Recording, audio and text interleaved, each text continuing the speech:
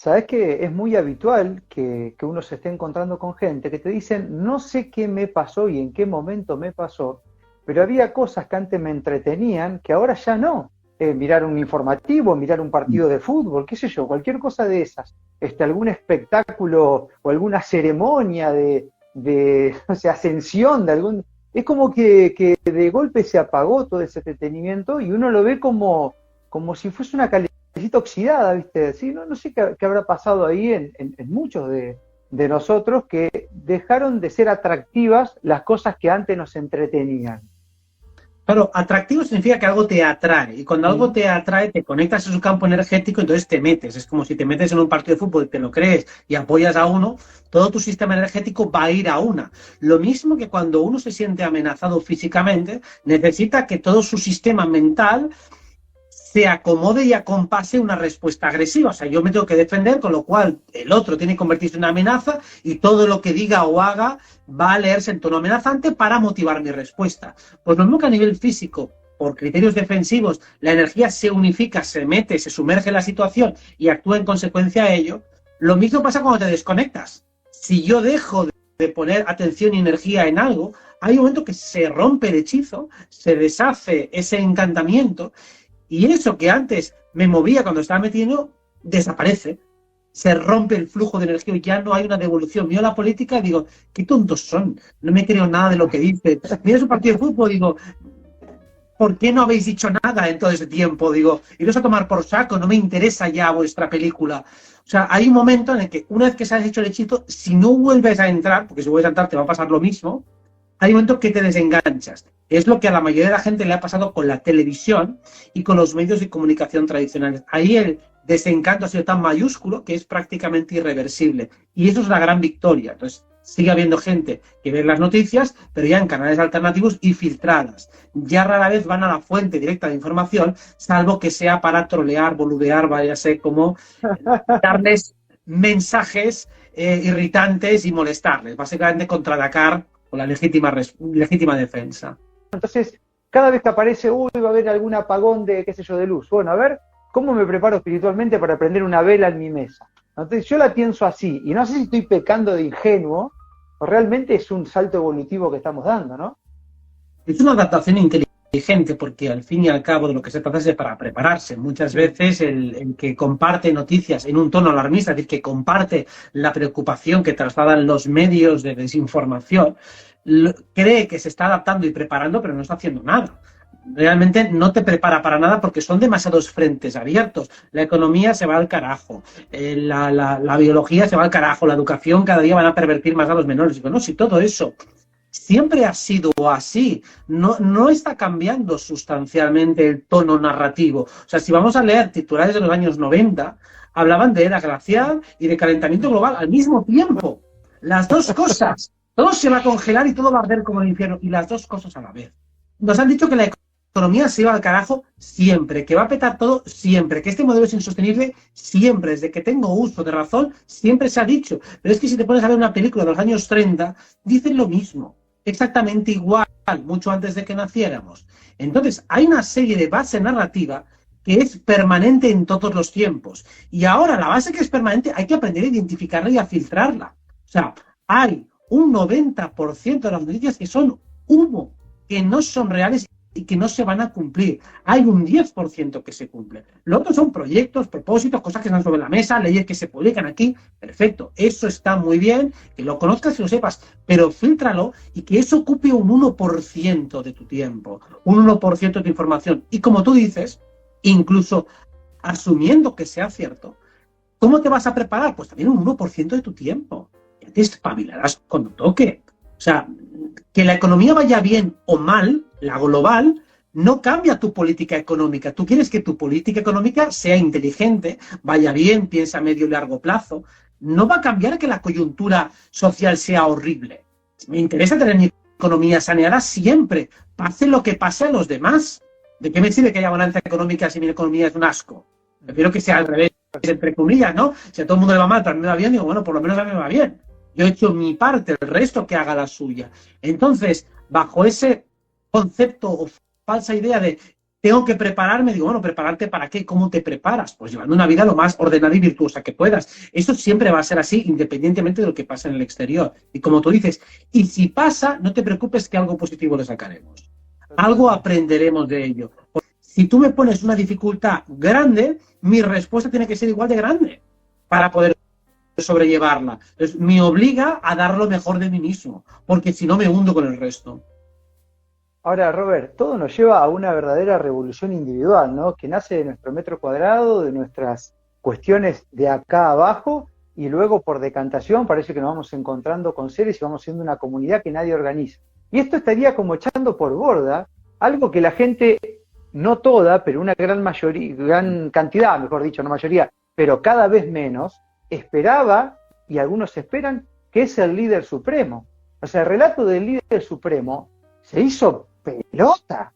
Y fíjate que estamos hablando ahora de ordenar nuestra economía, ordenarnos energéticamente, de tratar de ejercer la especie en las cuestiones diarias, ¿no? El líder supremo, como un padre mitológico o una madre mitológica, eso desde luego no existe. Precisamente, si algo tiene que tener este despertar espiritual, es el liderazgo interno, es decir, convertirte en el padre y en la madre, y tal vez tú eres más padre o más madre, también ver dónde te polarizas más, pero ser capaz de ejercerlo a ti mismo y en todo caso reconocer en otros lo mismo que hay potencialmente en ti.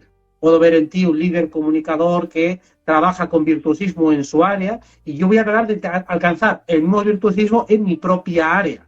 Eso es básicamente lo que queremos. Queremos buenos referentes. Queremos que el que tengo a mi lado saque lo mejor de sí. Nos han educado en una política y en una cosmovisión según la cual si a mi hermano, si a mi colega, si a mi amigo le va peor que a mí, yo salgo mejor en la foto. Cuando lo interesante es que si a los demás les va muy bien, eso me coloca una presión competitiva que si soy inteligente la voy a aprovechar para extraer un mayor rendimiento. Básicamente es promocionar a los buenos, generar un clima meritocrático para precisamente de esa manera que cada uno saque lo mejor de sí mismo. Y eso requiere trabajo interno para no caer en la trampa de la envidia y de querer destruir al otro para quedar yo mejor. Digo, no, hazlo tú bien y si el otro lo hace mejor, pues lo tomas como referencia para superarte. Ojalá lleguemos a ese punto y por eso nadie necesitará ningún tipo de líder ni nadie que le diga lo que tiene que hacer. ¿Por qué? Porque uno mismo ya estará lo suficientemente bien alineado y con su brújula interna para saber qué es lo que tiene que hacer él en cada momento y situación. Este tema por un toque, Robert, ahí se acaba de conectar una amiga que me encargó una pregunta para vos, y como la aprecio mucho, me acordé, y es el momento, y me dice, Marcos, preguntale a Robert por el tema de la narcolepsia, que ella tiene, ¿no? Y que de golpe, ¡plum!, se les apagan las ventanas, las luces, todo, y bueno, en ese momento no solamente que duerme como un oso, sino que a veces tiene unos flashes y unas cosas que cuando despierta se las acuerda, ¿no? ¿Qué es ese estado, Robert? ¿Qué es un astral? ¿Es un viaje? ¿Qué onda? Porque no hay mucha ciencia que explique esos procesos. Es un acceso involuntario y directo hacia el astral. O sea, es un viaje astral forzado a la fuerza. Entonces, el cuerpo físico queda en un estado similar al del sueño y, por lo tanto, la conciencia que todavía queda activa pasa automáticamente al plano astral. Normalmente con poco control y suele suceder como resultado de alguna fragmentación en el cuerpo mental. O sea, básicamente, cuando nosotros vamos al astral es porque parte del mental ha quedado dormido y por lo tanto pasamos a nuestro cuerpo onírico, cuerpo emocional o cuerpo de cuarta dimensión. Lo que produce la narcolepsia es que esto se produce de una manera fortuita e involuntaria y además la mente ha quedado entre los dos mundos. No ha quedado en este mundo físico anclado a los 5 sentidos, con lo cual se ha desconectado de los 5 sentidos, pero no ha desaparecido. Sigue estando consciente, sigue estando en su proceso racional y por lo tanto cuando va al otro lado todavía le queda suficiente consciencia mental como para relatar lo sucedido. Lo que pasa es que normalmente no tiene tanta potencia la mente y por eso cuando es secuestrada en el astral o está en ese estado de flashes, tampoco tiene tanto control sobre lo que está pasando. Pero básicamente, como decíamos, es eso. Es un estado fisiológicamente donde el cuerpo le saltan los plomos, la mente se queda entre los dos mundos y pasamos directamente al astral. Y eso digamos, ¿hay alguna característica en los seres humanos que tengan una predisposición a esos viajes? ¿O es como que, no me gustaría usar la palabra azar, ¿no? Pero digamos, por qué o para qué les pasa a algunos seres individuales eso, ¿no? Porque al ser involuntario, pero alguna causa debe tener, o un para qué, o algún filtro, algo hay que produce que eso se genere, ¿no? Para que eso suceda, tiene que haber poca cohesión en el cuerpo mental. O sea, algo parecido cuando una persona, por ejemplo, se relaja mucho mentalmente, incluso si alguien fuma mucha marihuana, si bien no tiene narcolepsia, los síntomas que empiezan a producir son parecidos. Estás un poco en el otro lado. Cuando decimos que alguien está ido, alguien está con la empanada, alguien está en otro lado, es algo parecido, pero a un nivel mucho más liviano. Hay configuraciones personales que están más en el otro lado. Y esto se debe a que el control que ejerce la mente es bajo, o a veces es tan alto que colapsa y se rompe. Pero básicamente lo que ocurre es que hay un momento que las compuertas que consiguen cerrar el aparato mental, lo que me hace que yo esté concentrado aquí ahora, si eso se rompe de golpe, entonces las compuertas se abren, paso al cuerpo onírico o cuerpo de cuarta dimensión y por eso entro al otro lado. La función energética o espiritual que tiene esto es precisamente poder navegar entre los dos mundos y establecer ese puente de un modo mucho más consciente. Los que somos viajeros astrales hacemos todo tipo de experimentos y esfuerzos para conectar esos dos cuerpos, o sea, para hacer algo parecido al estado de narcolepsia, pero generado voluntariamente. Entonces, si una persona tiene, entre comillas, la suerte de generar esos estados, claro que tiene la externalidad de que pase de una manera involuntaria, pero que le surgen muchas veces, realmente está teniendo la experiencia astral que buscamos muchas veces, con lo cual tiene ese registro mucho más marcado. O sea, la ventaja es que va a comprender mucho mejor cómo se fusiona el mundo mental y el mundo emocional. Mientras que los demás, si bien lo haremos de una manera mucho más orgánica y tranquila, también requerirá muchísimo más esfuerzo conseguirlo. Recién citabas a la marihuana, ¿no? Que puede inducir a que eso pase. Ahora, ¿qué onda si optamos por algunos de esos caminos donde hay elementos externos que nos podrían llevar a un estado de... ¿Eso no tendría una consecuencia como para vagar en algunas oscuridades astrales? ¿O lo ves indiferente? En principio, no hay una relación directa entre drogas igual oscuridad, pero sí indirecta. Es decir, al aflojar demasiado el control de tu mente, cuando tú entras al otro lado, lo haces en un tono abúlico, en un tono cansado, en un tono apático, y eso hace que tu capacidad volitiva cuando vas al otro lado esté muy mermada. Si está muy mermada, cuando se te engancha una entidad, la capacidad que tienes de quitártela es mínima. Es decir, si en el estado de narcolepsia o narcotizado que tiene un individuo, su capacidad para atender a lo que está pasando en su realidad es más baja, lo mismo pasa en el otro lado. Si aquí estoy atontado, allí también estaré atontado. Y eso es lo que puede hacer que, si bien ya ese otro lado es bastante pródigo en encuentros con entidades cuya naturaleza puede ser molesta, si además cuando entras lo haces muy atontado, todavía tienes menos anticuerpos defensivos para poder lidiar con esas entidades. Bien, bueno, a tener en cuenta todos esos datos, ¿no? Ahora, en ese astral o ese 4D, ¿uno se encuentra con de todo? ¿Es lo mismo que el 3D? Sí, es lo mismo que el 3D en el sentido de que la categorización de entidades es lo mismo que aquí. Aquí, igual que te puedes encontrar un animal doméstico, un gatito que viene a que le acaricies, te puedes encontrar un gato agresivo porque estás entrando en su territorio. O sea... Ay, se nos clavó Robert. No sé si retornará o no. Se nos metió una entidad ahí. ¿Qué onda? Nos quedamos sin Robert, está pensando. A ver si lo podemos recuperar. Vamos a guardar un ratito. A ver, Robert, te tengo de nuevo. Ahí está. Habíamos quedado que bueno, que hay de todo en la 4D. Me estabas explicando eso, que es igual que acá. Sí, exactamente. O sea, al igual que con un gatito. Ahí se nos clavó de nuevo. Bueno, evidentemente estamos... Nos entró una entidad medio oscura y nos clavó el vivo. A ver, Robert, aguanta un toque. A ver, ahí está de nuevo. Che, Robert, para mí que se nos mete una entidad 4D más o menos acá, porque cada vez que querés explicar el gatito, ¡plup!, se te clava ahí.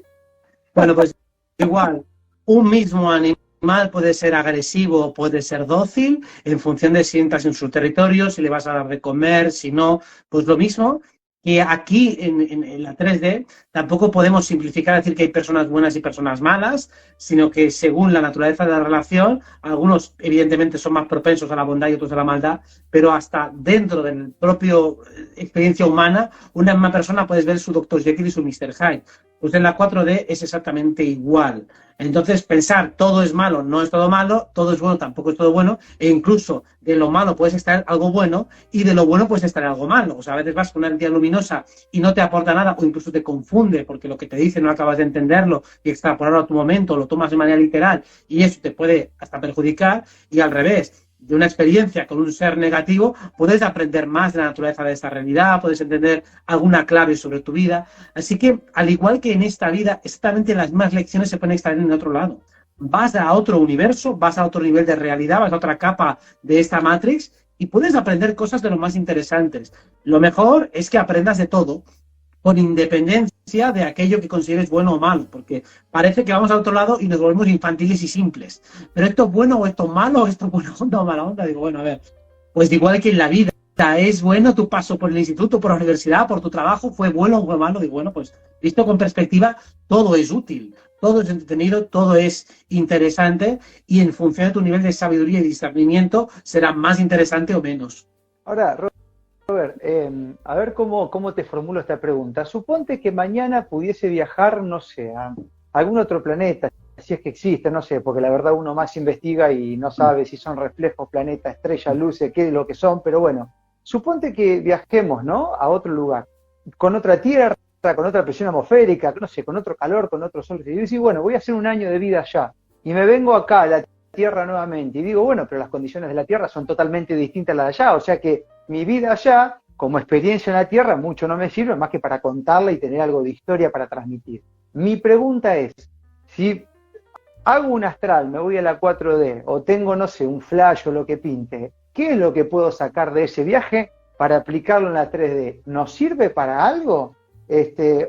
O es que, digamos, porque hay como una promoción de los viajes astrales de corrientes holísticas bastante manipuladas, ¿no? Porque se notan que son marketineras que promueven estas cosas, ¿no? Y la gente a lo mejor, no sé, debe creer que va a ver su futuro, no sé cómo funciona. Por eso te lo pregunto, si realmente uno lo tiene que hacer por experiencia o hay cosas de allá que sirven para acá.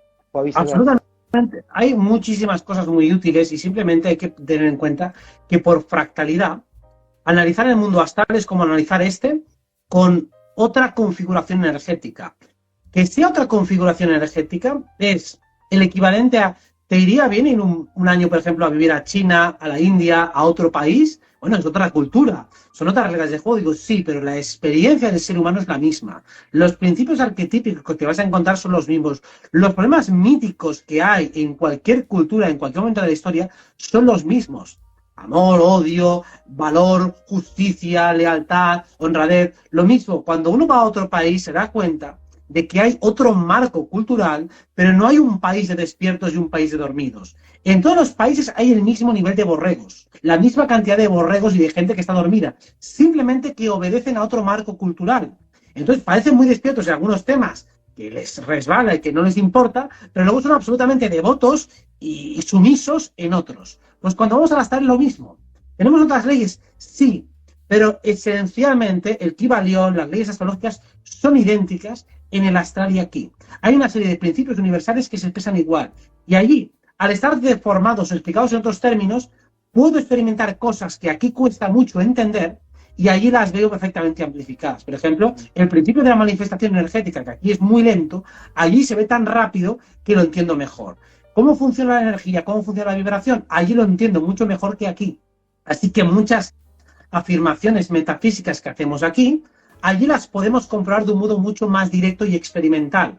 Mientras que aquí muchas veces tenemos que tomarlas como un acto de fe. Sí, porque he leído que todo es vibración, que todo está, y en cambio ahí, vale, ahí lo veo directamente, ahí no me lo tienes que explicar nadie. Lo mismo cuando tienes una interacción con una entidad, ay, es que nos parasitan y tal. Bueno, hay gente que repite que nos parasitan, pero ¿alguien lo ha visto? Bueno, pues se puede ver y se puede experimentar y puedes comprobar exactamente cómo se hace. Entonces, sí, hay muchas cosas valiosas que se pueden extrapolar por fractalidad cuando vamos al otro lado. Y esto de que haya seres de la 4D que se encarnen en 3D y estén haciendo de las suyas acá, generalmente cuando se citan esos casos no son los positivos justamente los que harían ese laburo, ¿no? Yo no sé si esto es parte un poco del estado de guerra 24/7 en la hora de la información, o es chamullo holístico, Robert, que puedan existir alguna entidad medio oscura camuflada en cuerpos humanos, algunos hablan de políticos, Illuminati, etc. Sí, para mí eso existe y es bastante lógico que existan posesiones. No suelen ser posesiones completas ni tomadas única y exclusivamente por una sola entidad por dificultades de conexión energética, pero habitualmente lo que nos damos cuenta en política, en situaciones o personas muy oscuras es que normalmente están tomados por alguna entidad preferentemente y luego otras se van turnando porque es bastante difícil crear esa cohesión 24/7. Entonces normalmente lo que tienen son, y esto lo hablan muchos esquizofrénicos o locos, gente que tiene problemáticas importantes de psicosis, son voces en su cabeza, no una voz en concreto, sino muchas. Y muchas que se van turnando en función del nivel de delirio y de disociación que tiene la mente. De hecho, todos somos en parte tomados por esas entidades de cuarta. O sea, nuestro campo mental está penetrado constantemente por entidades de cuarta y muchas veces las voces que tenemos en la cabeza no son exactamente la nuestra. Se puede ver muchas veces cuando una persona cambia abruptamente de tema y cambia de tono, cómo realmente está siendo tomado por diferentes niveles de entidades. Ya no solo es que esté conectado con campos diferentes de información, sino a veces ves cómo le cambia la voz, le cambia el tono, le cambia la mirada porque está siendo tomado por alguna entidad. O sea, esto es mucho más habitual de lo que parece. No es un fenómeno tan extravagante y excéntrico, sino que prácticamente con todas las personas que hemos hablado tienen alguna entidad que momentáneamente les ha tomado. No todo el rato, pero sí momentáneamente. Especialmente cuando uno, antes hablábamos de, entras en un partido de fútbol. Si entras dentro del partido de fútbol a muerte, es muy fácil que seas tomado por entidades y por egregores que están en ese momento operando desde la cuarta dimensión. Y por eso dices tonterías que en ese momento no piensas, amenazas al árbitro y dices auténticas chorradas que no dirías jamás si no fueras imbuido emocionalmente por entidades de cuarta que lo que buscan es que te enfades. ¿Sabes qué? Esto que me contás, Robert, lo vemos mucho en los exponentes políticos. O sea, acá tenemos nuestro presidente que se tilda, que dice boludeces, que le cambia la mirada. El gobernador de la provincia de Buenos Aires lo mismo. Hay memes que hablan de si el tipo cambió la sustancia que consume porque le cambia la mirada, se le cae. Lo mismo pasa con Biden, que es un meme, con el presidente Lula y con tantos otros exponentes políticos alrededor del mundo que parece como que de rato se tildan, ¿no? Y me da la sensación de que estas entidades son torpes también, o no hacen bien su laburo, pero me da hasta la impresión que son como, sí, mamarrachosos, torpes, brutos, ¿no? Podrán tener algunas cosas, pero no sé, me da como una sensación de torpeza, no sé si lo sentís igual. La mayoría sí, excluyendo algunas de carácter un poquito más avanzado y retorcido, la mayoría son bastante idiotas porque cuando planteas una conversación astral con ellas o incluso en alguna meditación que te coloques y empieces a hablar con una entidad, te darás cuenta de que dicen tonterías solemnes. O sea, el nivel de razonamiento es pésimo, sobre todo porque no están acostumbrados a lo que es la tercera dimensión, que es la intelectual. Por esto siempre reivindico el ser humano, en nuestro intelecto, un ser humano desarrollado, es mucho más inteligente que cualquiera de esas entidades. De hecho, si tuvieras una conversación astral con una entidad reptil de alto nivel, y yo las he tenido, no son demasiado inteligentes. Lo que tienen es un conocimiento más avanzado de algunas cuestiones en concreto. Y eso es lo que marca la diferencia. Los humanos que están aquí encarnados en lo más alto de la pirámide de las élites tienen conocimientos de ingeniería social avanzadísimos. Luego tienen la información que le dan esas entidades y la comunión, la confluencia de ambas cosas es lo que permite hacer los planes que hacen. La mirada largoplacista y de control energético que tienen las entidades de cuarta, pero la inteligencia e ingeniería social que tiene el ser humano de aquí. Pero si el ser humano de aquí es completamente tomado por la entidad, se vuelve torpe y estulto, porque las otras están acostumbrados a otra densidad vibratoria y la mente filosófico-científico que tiene el ser humano es prácticamente incompatible con la suya. Por eso reivindico la inteligencia del ser humano por encima de otras inteligencias de otros mundos, que si bien tienen cosas admirables, no se pueden comparar en nuestro terreno.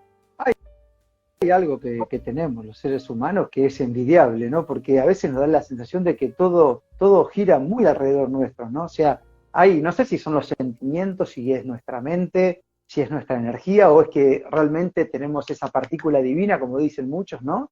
Porque mucho está alrededor de la especie. Parecería como que en cierto punto muchos nos necesitan energéticamente, nos quieren tomar, nos quieren controlar. Es como que hay un temor a que el ser humano nativo se desarrolle, ¿no? Eso ya viene a revelar el potencial tan brutal que tiene el ser humano. Si ponen tantísimos esfuerzos por frenar su despertar espiritual y todo el conocimiento, y de hecho en esto la religión ha hecho muchísimo, infantilizando todas las propuestas espirituales, para que precisamente cuando una persona empiece a acercarse a la toma de poder, se encuentre todo tipo de líneas rojas. Uno empieza a cuestionar los dogmas y los credos y le dicen blasfemo, le dicen hereje, le dicen que está tomado por el maligno. Todo cuestionamiento hacia el dogma se convierte en una línea roja. El que cuestiona la ciencia le pasa exactamente lo mismo. Cuando nosotros nos damos cuenta de que hay tantas líneas rojas por parte de personas que carecen de virtuosismo, ahí es que vamos en buena dirección. Porque normalmente nos llegan amonestaciones de personas que dicen buscar nuestro bien, pero que desde luego no demuestran estar a la altura del discurso que promueven. Así que, por supuesto, que tiene que haber mucho temor a nuestro poder y de ahí que pongan tantísimos esfuerzos por tratar de desviarnos de nuestro camino. Así que, para mí siempre tenemos de la naturaleza el libro de la vida en el cual podemos detectar todas las reglas del juego, tienen que estar disponibles la mayoría a simple vista, y las que no podemos llegar mediante deducciones, analogías o simplemente mediante la tecnología que sea el fruto de nuestro razonamiento, de nuestra inteligencia. Voy a hacer la última, Robert, que esto tiene que ver un poco a una cuestión personal que viene pasándome hace un montón de tiempo y que hoy se manifestó de nuevo, y no creo que sea coincidencia que me toque charlar con vos, y que hace una hora atrás una oyente y una amiga del alma me dice: Marco, soñé con vos. Bueno, en una época, cuando hacíamos radio, esto nos pasaba constantemente, y era leer un mensaje que alguien decía: che, loco, soñé con vos, que enseguida llegaban 10 que decían lo mismo. Y esos sueños no son sueños, qué sé yo, porque uno dice: ah, Robert, soñé con vos, y te lo manda una chica, enseguida pensás: uy, ahora tiene un sueño romántico, ¿no? Bueno, son sueños de situaciones habituales de vida, son sueños de que estás caminando con alguien. Hoy me contaba una amiga que estaba vendiendo agua junto con ella, o por ahí que me bajaba de un colectivo. ¿Qué es eso, Robert? Yo a veces me pongo a pensar: ¿qué hago cuando duermo? ¿Estoy de viaje?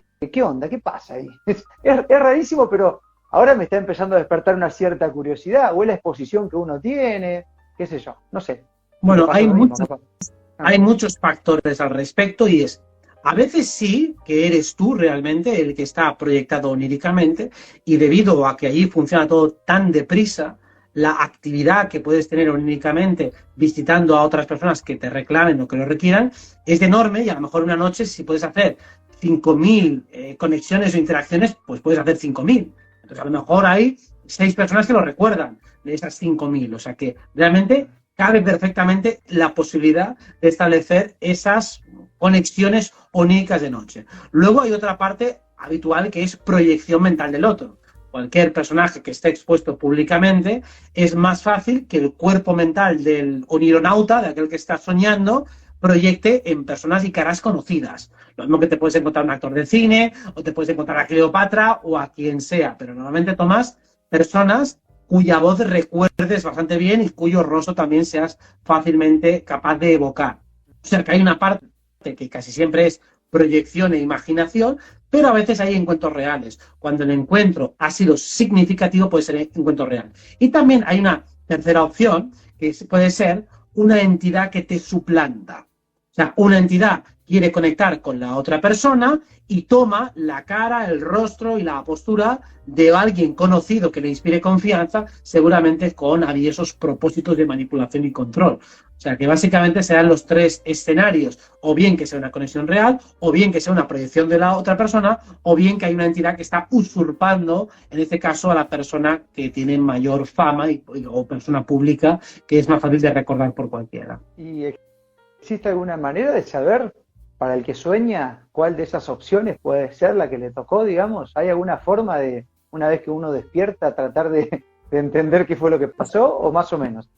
La única manera de saberlo es durante la acción, no cuando ya has despertado. O sea, cuando estás en el sueño, si eres capaz de ser lúcido haciendo ciertas preguntas, puedes llegar a deducir si es el otro. Aparte de que también hay una cuestión vibratoria. O sea, en el sueño astral, por ejemplo, es muy frecuente, vas a buscar a otra persona, la probabilidad de que sea una entidad usurpadora es altísima. Pues hay que hacer preguntas de testeo, pero sobre todo notar la energía. Cada uno de nosotros tiene una cierta impronta energética, o sea, podemos notar la energía de la otra persona. A veces en las astral es difícil poder diferenciar entre tres personas, pero es fácil diferenciar a una persona de una entidad. A lo mejor si me encuentro a tres personas queridas, no las sé diferenciar muy bien, pero sí puedo diferenciar fácilmente a una persona real de una entidad usurpadora, porque lo que emiten es muy distinto. De hecho, seguramente a todos les ha pasado alguna vez estar en algún sueño, en el sueño tener un par o tres de personas al lado, y aunque ni siquiera le has mirado la cara a esa persona, sabéis quién es. Sí, estaba aquí mi hermano y el otro era mi amigo, y casi ni lo he visto ni la cara, pero sé que era él. Y eras tú, pero con otra cara. Digo, es que daba igual la cara. He notado tu energía, he notado lo que tú eres. Entonces sí, podemos distinguir las energías de la persona en el astral. Entonces también hay que pensar, bueno, en el sueño, ¿qué sentiste cuando viste a esta persona? ¿Recuerdas lo que sentías? ¿Eras tú o era una proyección o no sentía absolutamente nada? Bueno, en principio, si es la persona real, algo se tiene que sentir. Y además tiene que ser más o menos lo mismo que sientes cuando ves a esa persona en físico o la ves en pantalla o la ves como sea.